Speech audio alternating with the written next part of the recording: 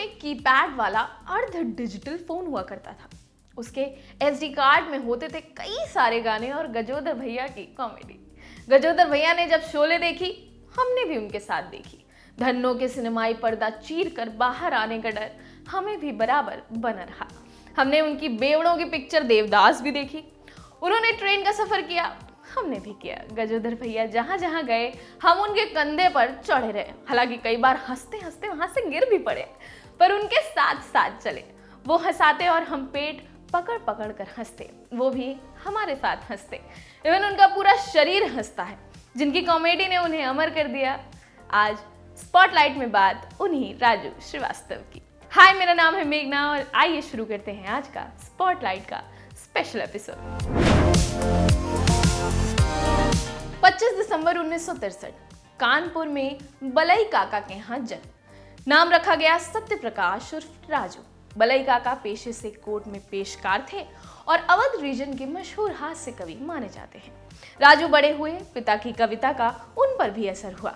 वो उन्हें स्टेज पर देखकर सोचते, कभी मैं भी ऐसे ही स्टेज पर परफॉर्म करूंगा। उन्हें बचपन से ही तालियां और अटेंशन चाहिए होता, इसलिए दिन में जब पिता कचहरी चले जाते, राजू उनके झोले से डायरी निकालते, छत पर धूप में उसके पन्ने पलटते, उनके आने से पहले जल्दी जल्दी कुछ लाइनें याद करके उसी तरह रख देते। फिर स्कूल में अलग अलग मौकों पर उन कविता की लाइनों को सुनाते। लोग तारीफ करते, राजू को मजा आता।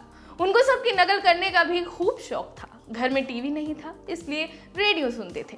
घर का माहौल ऐसा था कि पिता के सामने रेडियो पर कोई रोमांटिक गाना बजता, राजू असहज हो जाते, जैसा कि लगभग सभी मिडिल क्लास परिवारों में होता है। आज से 40-42 साल पहले और होता रहा होगा। बहरहाल, रेडियो पर वो इंदिरा गांधी की आवाज सुनते और उसकी नकल करते। घर में कोई आता, पिता कहते, बेटा सुनाओ जरा, इंदिरा जी कैसे बोलती हैं, सुनाओ। राजू सुनाते और बदले में तारीफ पाते। बलई काका क्या जानते थे कि उनका ये मामूली बढ़ावा राजू के अंदर कौन सा बीज रोप रहा है। वो बीज था मिमिक्री का और हाजिर जवाबी का। एक दफा पिता ने कहा, तुम लोग बिजली होने के बावजूद भी पढ़ाई नहीं कर पा रहे? हम लालटेन और स्ट्रीट लाइट में बैठकर पढ़ते थे। राजू तपाक से बोल उठे, क्यों, आप दिन में पढ़ाई नहीं करते थे? पिता नाराज हुए, फिर हंसकर चले गए। उनमें बोलने का कीड़ा ढंग से पनपा क्रिकेट कमेंट्री से। स्कूल में मैच होता, उन्हें माइक थमा दिया जाता, वो धारदार कमेंट्री करते। दरअसल उन्हें इसलिए भी बुलाया जाता था कि कमेंट्री के दौरान लोगों की निजी जिंदगी के किस्से लपेटकर सुनाते थे, जिसमें सबको खूब मजा आता था। एक दिन स्कूल गए तो उनका क्लासमेट संतोष कक्षा में गब्बर बना फिर रहा था। महफिल जमी हुई थी। संतोष बेल्ट जमीन पर घसीटता हुआ पूछ रहा था, कितने आदमी थे? लड़के लड़कियां ठहाका मारकर हंस रहे थे। राजू को लगा, ये क्या बवाल चीज है बे? उन्होंने संतोष को पकड़ा और पूछा, ये सब कहां से सीखा? संतोष ने बताया, शोले फिल्म से। अब राजू को फिल्मों का कुछ अता पता नहीं था। चूंकि माताजी सख्त थी, इससे पहले कभी कोई फिल्म देखी ही नहीं थी। उनकी माता को लगता सिनेमा देखना जैसे शराब पीना। ये बात तब की है जब वो 8वीं क्लास में पढ़ा करते थे। खैर, उन्होंने संतोष से पूरी जानकारी ली। पता चला टिकट खरीद कर कोई भी फिल्म देख सकता है। टिकट खरीदने के लिए चाहिए थे 1 रुपए 90 पैसे। किसी तरह 4 आने बचाकर पैसे जुटाए। एक दिन घर से निकले, स्कूल के लिए पहुंच गए सिनेमा हॉल। शोले देखकर अमिताभ बच्चन का भयंकर असर हुआ। एक दिन पोस्टर पर एक्ट्रेस अमिता का नाम पढ़कर फिल्म देखने पहुंच गए। पूरी फिल्म भर अमिताभ बच्चन का इंतजार करते रहे।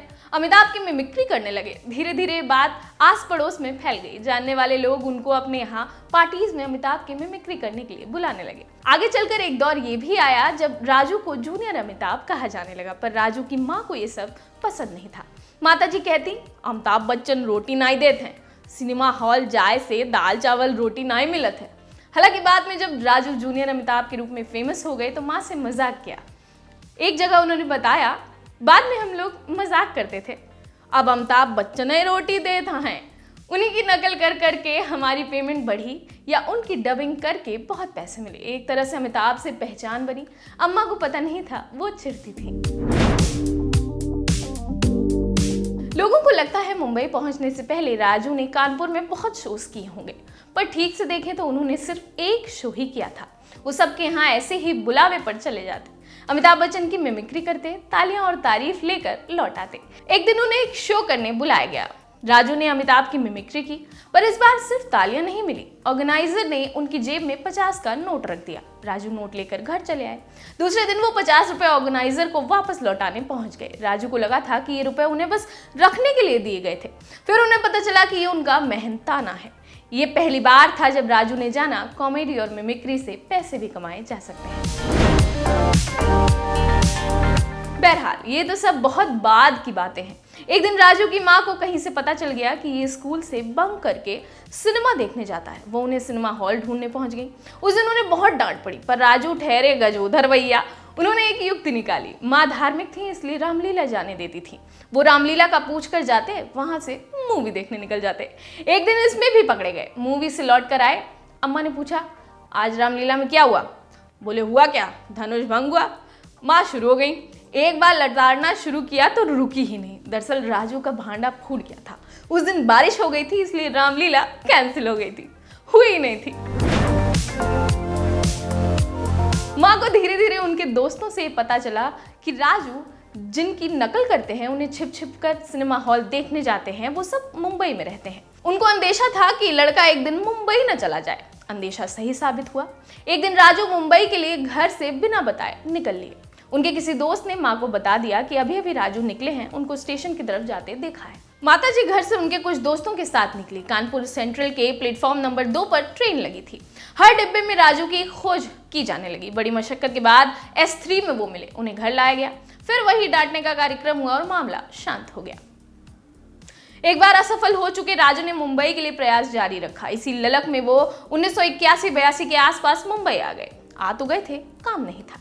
उस समय मुंबई में कॉमेडियंस की खास इज्जत नहीं थी। उनको बड़े बड़े म्यूजिकल या डांस शोज में फिलर के तौर पर इस्तेमाल किया जाता था। राजू के मुंबई पहुंचने पर जॉनी लीवर सरीखे लोगों ने उनकी खूब मदद की। हालांकि ऐसा कहा जाता है कि राजू ने ऑटो रिक्शा भी चलाया, पर छोटे मोटे कॉमेडी शोज जारी रखे। उसी दौरान उन्हें एक कॉमेडी शो टी टाइम मनोरंजन का पता चला। ऑडिशन दिया, सेलेक्ट हो गए। इस शो में उनके साथ स्मृति ईरानी और सुरेश मेनन समेत उस दौर के कई नए चेहरे शामिल हुए थे। खैर, एक बार राजू श्रीवास्तव और अनुराधा पौडवाल के शो में स्टैंड अप के लिए गए थे। वहां गुलशन कुमार भी आए हुए थे। उन्हें राजू का काम खूब पसंद आया। इसके बाद टी सीरीज के बैनर तले उन्होंने कॉमेडी स्केचेस की ऑडियो कैसेट निकालने का फैसला किया। हंसना मना है नाम से एक कैसेट आई। इसमें उनके साथ जॉनी लीवर्स, देश भोसले और सुरेंद्र शर्मा जैसे कॉमेडियंस का काम भी था। इस कैसेट के आने के बाद राजू काफी मशहूर हो गए। उनको लोग चेहरे नहीं पर आवाज से जानते थे। कई बार उन्होंने ऑटो में अपनी ऑडियो टेप सुनकर ड्राइवर से कहा, ये क्या बजा रहे हो, कोई गाना बजाओ। ड्राइवर उनसे कहता, अरे सुनिए तो, अभी आगे मजा आएगा। ये सब हो रहा था, इसी दौरान वो फिल्मों में भी छोटे मोटे रोल करने लगे थे। उनकी पहली फिल्म थी 1988 में आई अनिल कपूर की तेजाब। फिर मैंने प्यार किया, बाजीगर, आमदनी अठन्नी, खर्चा रुपया, बिग ब्रदर और बॉम्बे टू गोवा जैसी तमाम फिल्मों में काम किया। वो काम तो कर रहे थे, पर जैसी प्रसिद्धि उन्हें चाहिए थी, मिल नहीं रही थी।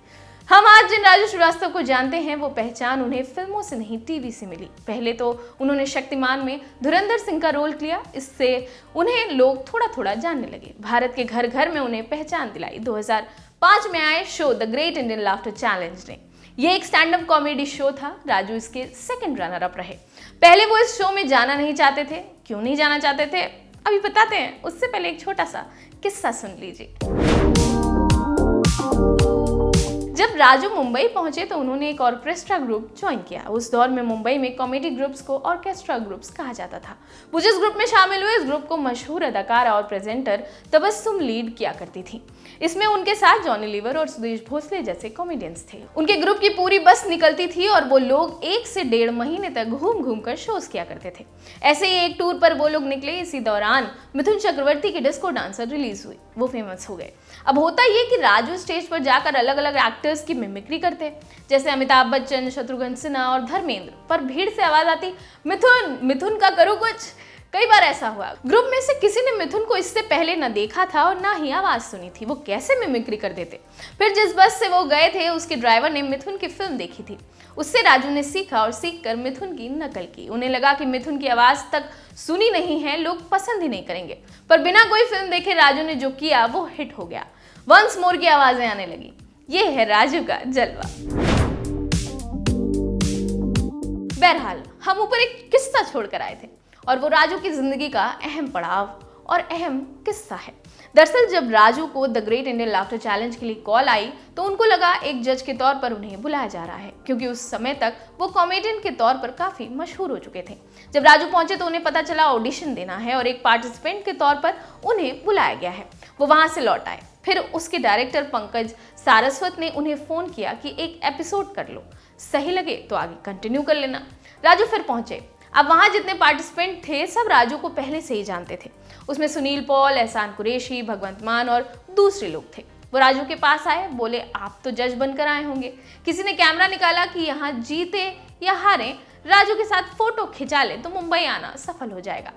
कई कॉमेडियंस तो राजू को अपना आदर्श मानते थे। राजू फिर लौट आए। ऐसे करके वो 3-4 बार शो से लौट आए। अब की बार पंकज सारस्वत उनके घर आ गए, उन्हें समझाया और अमिताभ बच्चन के शो केबीसी का हवाला दिया। दरअसल उस समय अमिताभ की काफी आलोचना हुई थी कि इतना बड़ा स्टार टीवी कर रहा है। तब जाकर राजू माने और एक एपिसोड शूट किया।